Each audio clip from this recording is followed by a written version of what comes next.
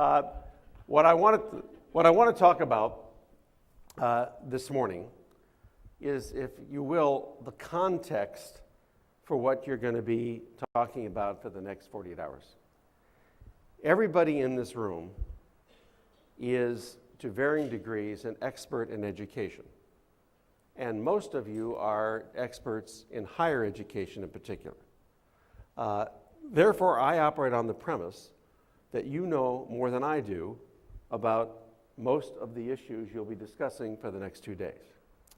So rather than pretend that I know more than you know, what I would prefer to do is talk about the context in which you are doing your work and how I think it affects you. Because if there's anything I am an expert in, and I'm not sure I'm an expert in anything, it's that I'm an expert in putting things into context so that you can see, hopefully, not just the trees, not just the forest, but the forest and the trees simultaneously.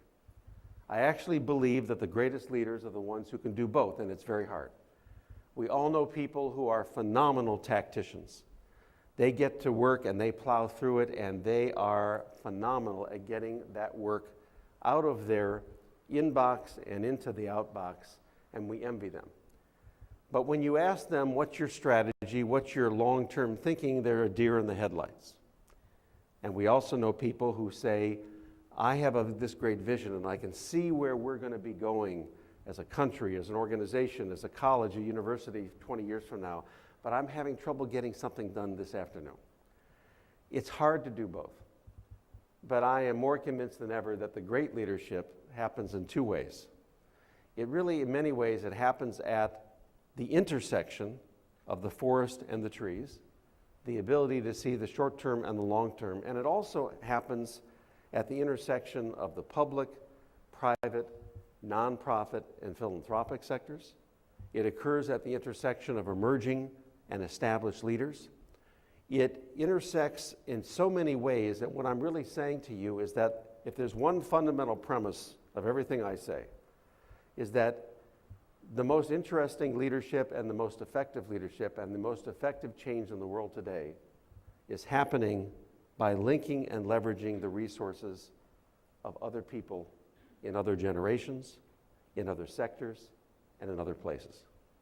So no matter how talented the people are in the college or university or the think tank that you work in, not enough. If you're not reaching out to people beyond where you work and live, you are going to fall behind if you haven't already. And this is easier said than done, but the premise of CEOs for Cities is exactly this. We believe that if you want to change the world, you should first change your city. And I'll talk about that in a minute. But we also believe that if you want to change your city, and by the way, you could substitute city for organization, college, university, business, whatever it may be. If you want to change your city, you first need to have a vision, and then you need to be able to take that vision and link it to the smartest people and the smartest ideas in the most places. So I want to begin with a story this morning about a member of my family.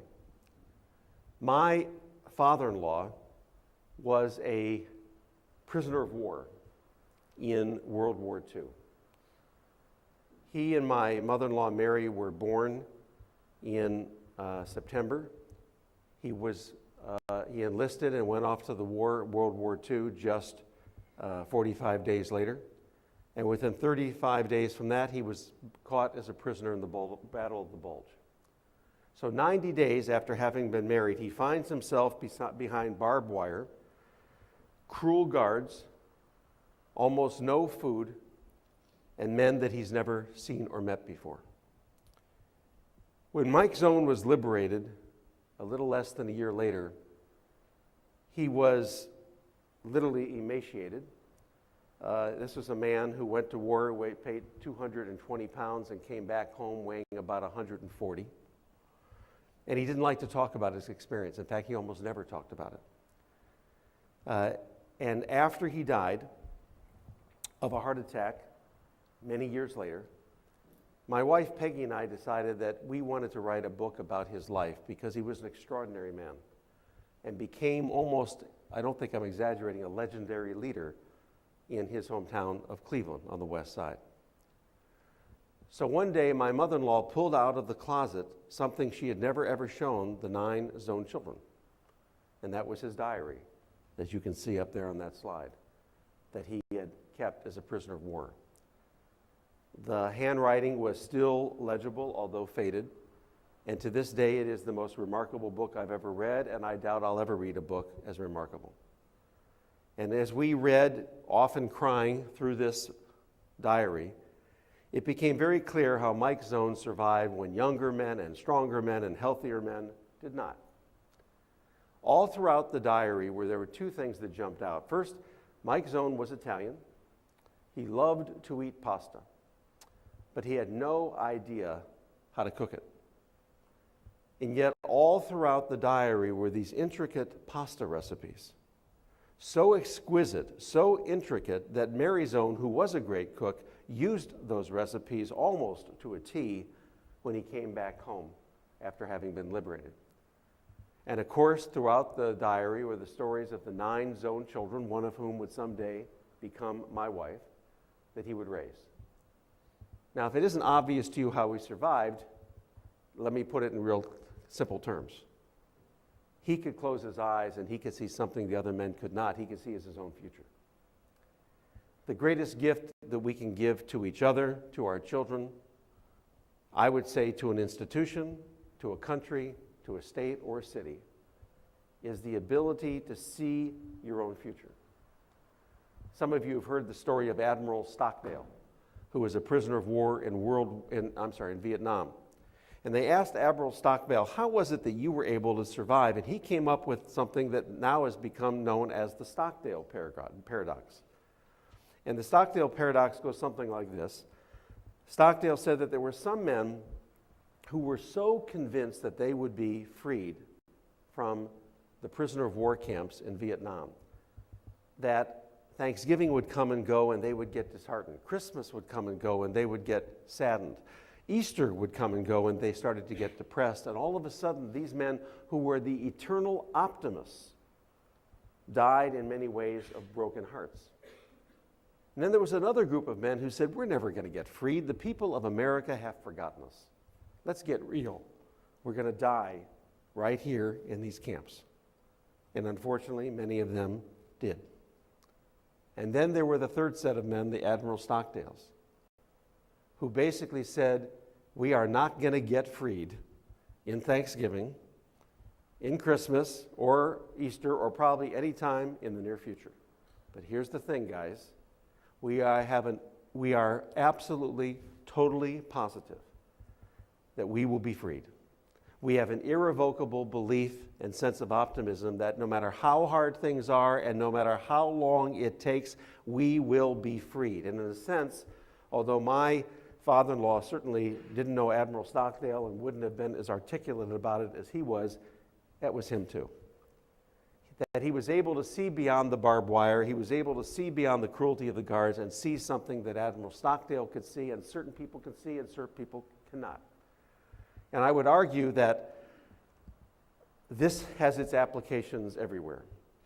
I had the privilege a number of years ago of serving as the Attorney General of the state of Ohio. And in that capacity, I was not only the chief legal officer for my state, but I was also the chief law enforcement officer of our state. So I traveled to many of Ohio's prisons. And I met young men and women who had no vision of their future. For them, prison was a land beyond pain. They came from neighborhoods where it just wasn't even thought of to be thinking about your future because you had to survive the present. And so after I served as Attorney General, I served for 7 years as the president and CEO of a large nonprofit organization called the Center for Families and Children, where we worked primarily with children who came from low-income families. And that's when it really hit me that what we were in the business of was literally giving hope and dignity and purpose to people so that they could see their own future and envision it. The world is changing so amazingly fast before our eyes that it's easy to say we should look at the future, but when the future is coming at you at lightning speed, at a blurring pace, that sounds more like rhetoric than anything else, because how can you possibly see the future? Who could have seen that there's more information generated every 2 days on Earth today than all the information generated from the dawn of civilization up into the year 2003? Eric Schmidt of Google and his team did a calculation and literally said, take all the information ever generated ever from the dawn of civilization to 2003. It's equivalent to how much information we generate from Monday to Wednesday every single week.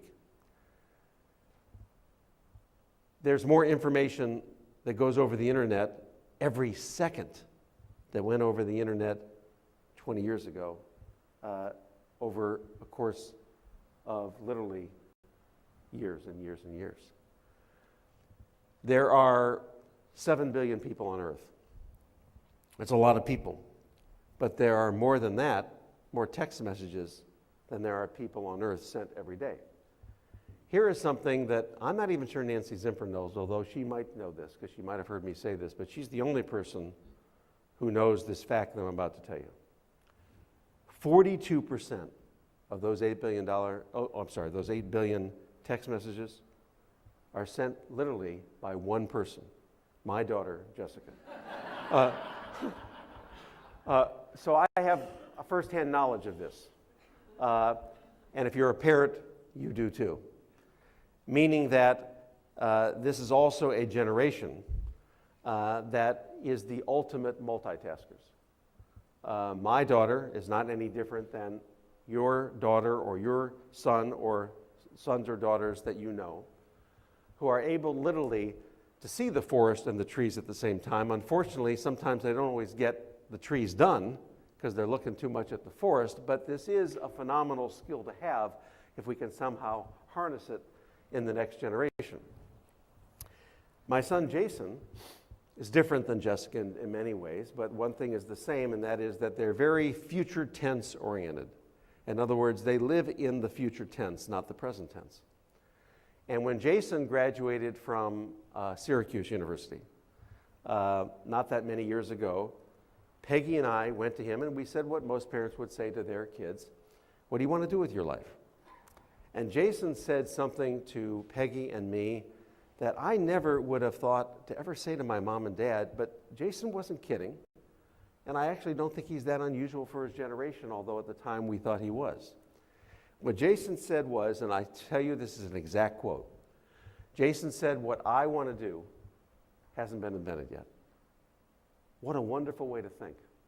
It's a whole paradigm shift, and this is a paradigm shift not of Jason's own Fisher, this is a paradigm shift of a generation that gets the fact that I know I didn't understand this when I was being educated, but most of these Jasons and Jessicas do get the fact that at your institutions, for those of you like Nancy who lead large institutions or groups of institutions, I don't have to tell you, but some of your students may not also appreciate that you are literally educating them for jobs that do not yet exist using technologies that haven't yet been invented, to solve problems that even the smartest people on the planet today not even know is a problem. Now, we have a choice. We can view that as a real problem, or we can view that as a phenomenal opportunity, and I think you know which we should do. It is a phenomenal opportunity. But it also means that the way we approach everything, particularly in education, has to change.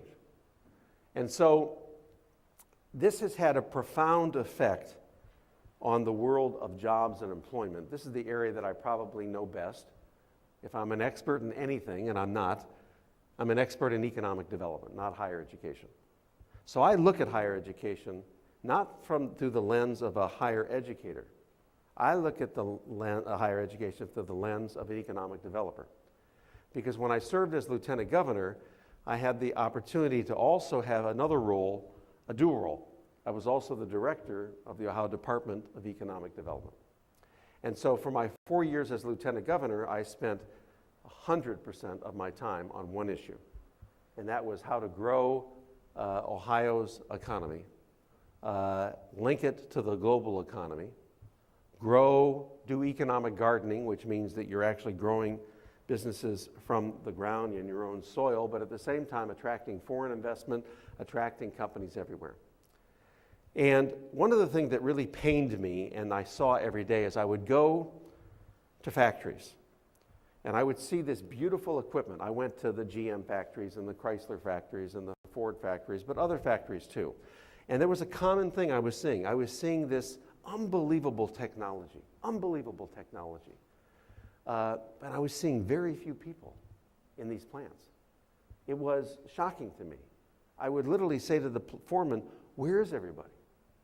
And the answer is that GM in 1970 employed 600,000 people. Today, GM employs 200,000 people and makes 3 times as many cars. The point being that we have become amazingly more productive. But there has been, unfortunately, a casualty in this, and that is human beings' lives, jobs. This is the modern manufacturing plant today. Only 2 employees, a man and a dog. Now you say, why? Well, I'll tell you why. The man is there to take care of the dog. The dog is there to keep the man away from the machines. My point being that although that's an exaggeration, and that's even a Photoshop slide, my point simply being that that is really what we've come to. So what do you tell the students that you work with and you're educated that there may not be jobs now because we are so technologically proficient and because we are so productive? Well, I hope to share with you at least some of the answers to that issue. But I will also say to you that as we look at all these issues, there is one thing that is absolutely critical, and that is being able to measure our progress in whatever we do. Why do I say that? Because every single one of you is dealing with huge issues. Maybe it's college completion. Maybe it's cradle to career, like Strive. It could be a whole host of issues.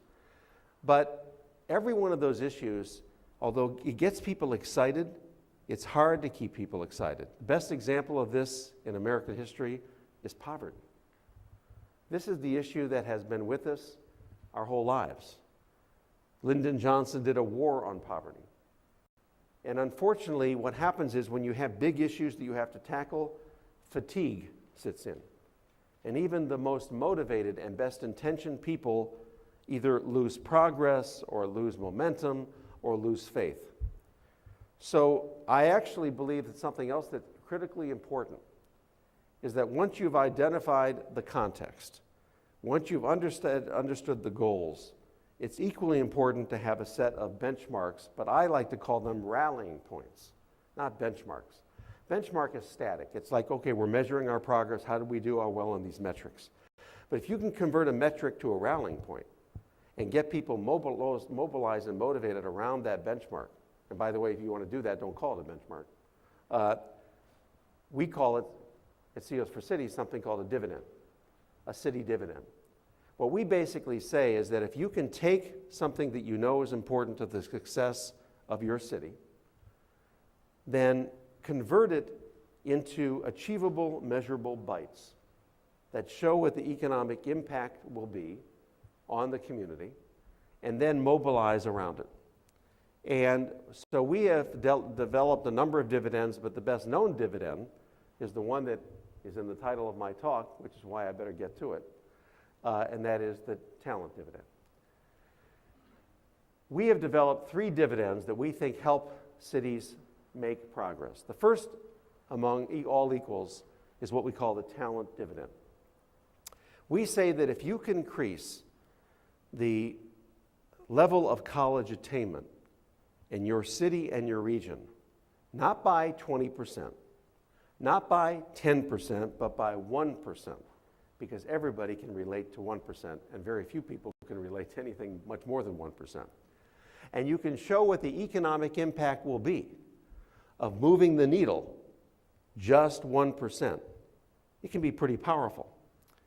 Now, you can do this on almost any issue. You can do this with poverty. You could do this with sustainability. You can do this with innovation. You can do it with lots of issues. But the reason we start with talent is because the research shows that if you measure the per capita, if you measure the economic success of a city or a region just on one metric, per capita income, average earnings, standard of living, which, by the way, most economists believe is an imperfect but the best way to determine whether your city, your region is succeeding. It's per capita income.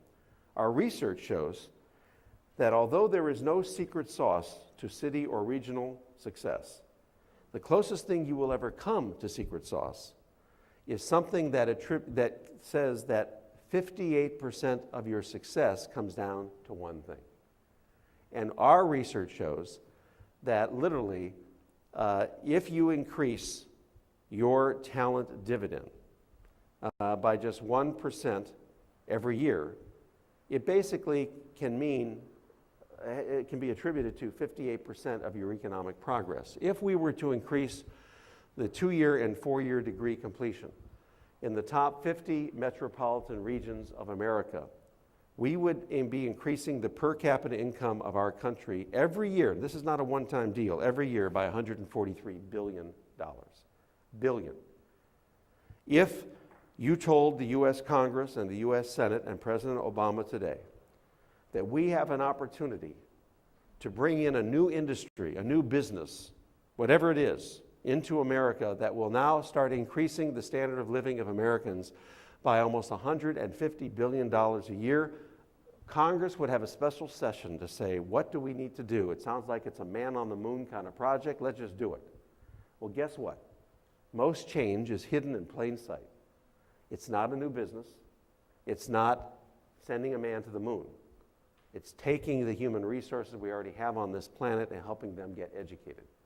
That's what will be the greatest way to increase the standard of living of Americans. Now, we do this in other areas too. For example, if you were to decrease the number of miles that the people in your city drive by just 1 mile per day over the course of a year, you would, if you did that in the top 50 metropolitan regions of America, this is not per capita income, this is economic savings.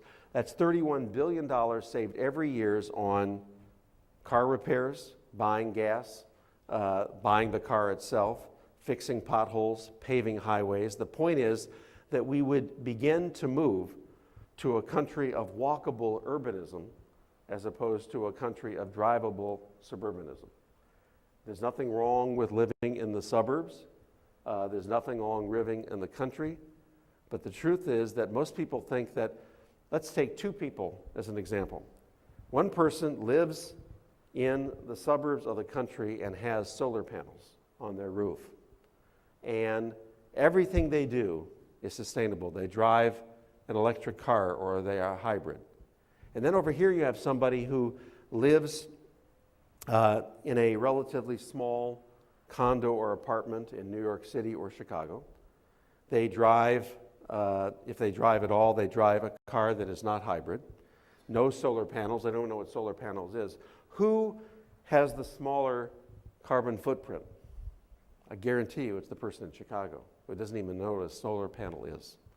My point is that the greatest way to reduce carbon emissions in this world, although I'm all in favor of solar panels, all in favor of electric cars and hybrid vehicles, is not that. It's actually encouraging people to live lifestyles that reduce that carbon footprint, starting with reducing the number of miles you drive. If you live in New York City, you already get this. You do it every day. But every person in New York City, even though they don't know it, is an environmentalist because they're living in this dense area called a city in which the carbon footprint is automatically much lower. So we think that if we can somehow make America drive less, the economic savings can be seen to be pretty dramatic. And then let's take the biggest issue of all, that's poverty. And if you reduce the level of poverty in every city and every region of the country by just 1%, that's not per capita income either, that's economics, that's savings in government programs. Having been in government for 20 years, I know we spent a lot of money in our budgets on TANF, temporary assistance for needy children, and a whole host of very important and critically important government programs that either alleviate poverty or sometimes try to prevent it. We would be saving every year about $31 billion in state and government spending on anti-poverty programs. So the point is you can do this with almost any issue if you do the research, but then you have to create a rallying point. And so if you create that rallying point, something interesting happens. I already mentioned the 58%, that is 58% of a city's success depends on one thing, and that's the level of educational attainment of that city as measured by 2-year and 4-year degrees. And here, if there's anything else I say to you today, although I think you already know this, most audiences I talk to do not know this. I'm going to presume you do know it, but act surprised anyway, because this is a big deal here. Educational attainment is the ultimate rising of all boats. The research shows that for every 10% increase in the educational attainment level of a city or a region, as measured by 2-year and 4-year degrees, there is a 7.7% increase in the per capita income of the people in your city and regions who do not even have a degree. Now, let me say that again. What we're really saying is this. When you have people in your city and region who are well educated, those who don't even have a high school degree benefit as well. The correlation is incredible, and it's clear that the per capita income of an entire community, including unskilled workers and workers who do not have degrees, goes up on average. In fact, it's so dramatic that Enrico Moretti, who wrote the book, The New Geography of Jobs, actually showed that in some cities, high school graduates are making more than college graduates in other cities. Why? Because the density of college graduates is so thick, it is so intense, that it has raised the average earning power and income of even the high school graduates, that particular community has done such a good job that other communities, those high school graduates are actually earning more than a college graduate in a community where they stand out like a sore thumb because they haven't done a good job. The other thing that's interesting is that it's also shown that one of the most interesting trends that's happening today in the world is what I call, this is my term, global schmobile. And here's what I mean by global schmobile. When most of us read the book, The World is Flat, in 2005 by Tom Friedman, there was a common conclusion that many of us reached, that distance was now dead. And it didn't matter where you work, didn't matter where you live, that geography had become unimportant. And what's interesting is that one of I would say the two most interesting trends in the world today are globalization and localization.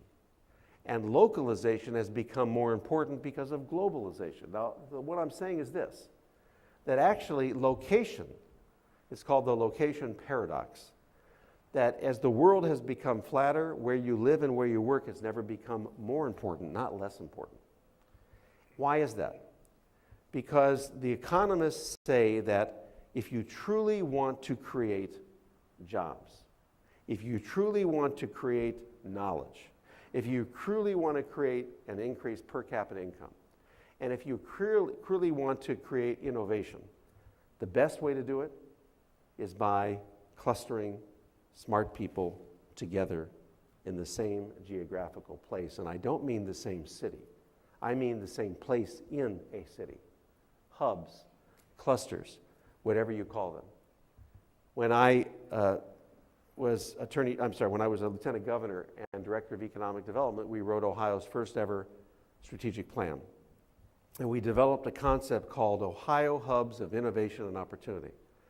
And we said if we could identify the places in Ohio, the little research triangles, if you will, the places where you could bring the knowledge centers, which are your colleges and your universities and your research centers, whether it's a Battelle or whether it's SUNY, and it could be a 2-year college, it could be a 4-year college, it really should be both. And you bring together businesses, both established businesses and emerging businesses, startups. You give them some incentive, economic incentive, not just to move to that area, but to partner and to collaborate with each other. Magic happens. And most of the innovation that is occurring around the world today is not occurring because people now get to work from home and the world is flat. It's happening because they get out of their house and they go somewhere where they're with other smart people, whether it's an incubator, whether it's an accelerator, whether it's a cluster, whatever you call it, this is where it's happening. And when I was telling you earlier that in some places a high school graduate does better than a college graduate, these are the places where that's the case. So in other words, if you can bring educated people together in one place, the effect that it has, the ripple effect it has on people who live and work in the suburbs or even outside of that hub in the city is remarkable. And it's the multiplier effect of innovation and clustering and education that is really the secret mix. It's not just college completion, although that's very important. It's college completion and then creating places in your city where those college-educated come together. And if you don't do both, you are going to lose. So what I'm saying to you is that although our talent dividend is focused really exclusively on getting more and more people to get post-secondary degrees, and by the way, I should add as a moment here, it's not just degrees, and I think we all know that. Post-secondary education, even without a degree, is invaluable. And we don't, at CEOs for Cities, think for a minute that we should give short shrift or less attention or respect to those people who are getting credentials or other kinds of training, because in some cases that's more appropriate and extremely effective. But we've decided to latch on to the thing that we think is most easily measured, and that is the 2-year and 4-year degrees. Likewise, as you probably know, Nancy Zimpher is the leader and really the founder of Strive, and they focus on the fact that it isn't just at any one point in the continuum that you actually can move the needle in an appreciable way. It's focusing on the entire continuum from cradle to career. It's why when I was at the Center for Families and Children, I used to say the definition of workforce development is a healthy pregnant mother and a nurtured child, and that's true. But gets back to what I said earlier. You have to be operating on 2 planes every day, short-term and long-term. And if you're only focused on long-term, you're going to have a lot of damage today and tomorrow. And if you're only focused on the short-term, you're going to have some small wins, but never the big victories. So you have to do both. So within the context of Cradle Career, we've decided to focus on just that one point in the the continuum of 2-year and 4-year degrees, but we get the fact there's a whole lot more to this. Not only is it post-secondary education, not only is it early childhood education, but it's also conglomerating highly educated people together. So if you think about this, there are 2 theories out there. One is that the Jasons and Jessicas of the world will go to a city based upon the job opportunity presented to them. And there's another theory that says, no, this generation doesn't care about the job opportunities, they care about the quality of place. They want to know that they're going to move to a city that's fun to live in, where they can walk, where you can get a quart of milk by walking to it as opposed to by having to burn a gallon of gas. And the answer, well, it's pretty obvious. They're both right. Cities today that don't do both will not win the economic competition. I can just tell you that right now. If you're a city that has all these phenomenal job opportunities like North Dakota does right now, not enough. You'll have some temporary wins because of what's going on in the gas industry, and North Dakota for a while will look like the best place in the world to get a job. But, and if you go to Portland, which arguably has done the best job of creating these knowable, walkable neighborhoods where people can walk and get a quart of milk and feel like they're all together. And the young and restless, as they say, between the ages of 24 and 35 are everywhere. Yes, but some people say people go to Portland, it was where young people go to retire because they can't find a job. In other words, there are not enough job opportunities. So you don't want either one. You don't want Portland or North Dakota. What you want is a city that's been able to capture both. The quality of the place, the vibrancy of the place. But here's my definition of the ideal place to live in America. And that is where you can go somewhere, and if you lose your job, you don't lose your parking place. Because you can go right next door, like you can in the Research Triangle, and find another job because of the agglomeration and cluster of innovation and knowledge that's occurring. That is the key to the future.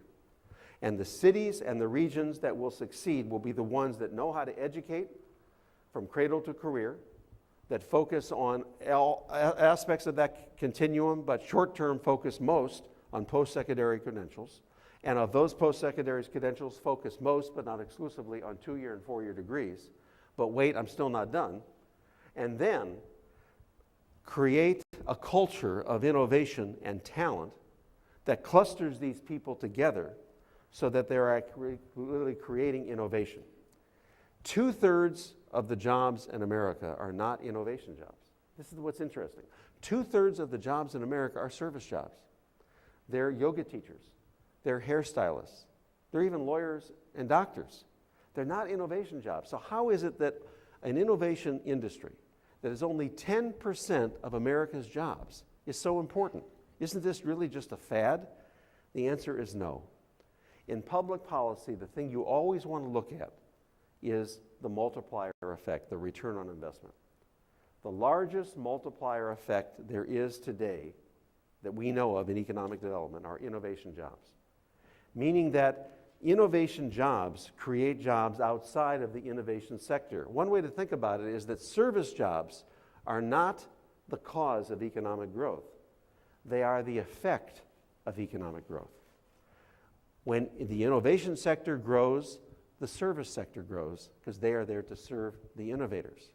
And so as a result, what happens is because innovation jobs have such a phenomenal multiplier effect, they are the ones that are creating the small businesses and the service jobs that we see every day that are not necessarily driving the economy, but are more the effect of the innovation that drives the economy.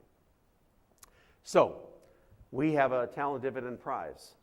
Kresge and Lumina Foundations were nice enough to give us $1 million to mobilize and to motivate this. And here's how the Talent Dividend Prize works, and I've got about 3 minutes left, so I'll try to do it quickly. And that is that 57 cities around America, with only having to apply, there was no application fee, said we want to be part of this. And these 57 cities are now part of what we call the Talent Dividend Network, and they're all trying to achieve the same goal, and that is increase their college attainment level as measured by 2-year and 4-year degrees. And the city and the region that does it the fastest, starting about 1.5 years ago up until September of 2014, will win $1 million. Now, to put this in perspective, you've got Boston and Washington, D.C. way up here.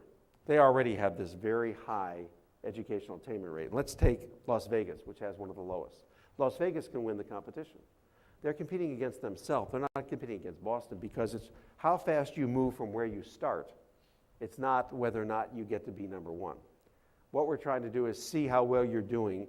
And here's what's the fascinating that's happening by this. The only thing that we really require is something that we didn't even know what it was called until an article was written about Strive, and now we know what it was called. It's collective impact. In other words, what we say is, higher education community in each of these cities, if you do this alone, your chances of getting this are pretty slim. But if you can bring together the business community, the nonprofit community, the philanthropic community, if you can bring together emerging leaders and established leaders and use this as a rallying cause and have around a common goal and shared measurement, guess what? You've now accelerated your chances of winning. And so as we go around these cities, we're bringing them all together next month in Philadelphia. What's fascinating is they're competing against each other, and they're willingly sharing with each other all their secrets. And the neat thing about it is it's not one of those competitions where people are clawing each other. This is not The Bachelor or anything like it. This is cities who actually say, you know what? I'm happy to share. Louisville's happy to share what they're doing with Milwaukee. And Cleveland's happy to share what they're doing with San Jose. Why? Because they get the fact that in the end, they all win.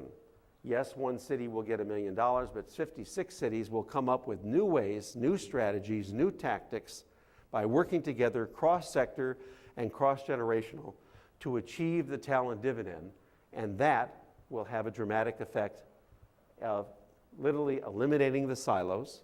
Well, that's why collective impact is so important, and focusing on my definition of economic development, which was really first said by Wayne Gretzky when he was asked what made him a Hall of Fame hockey player.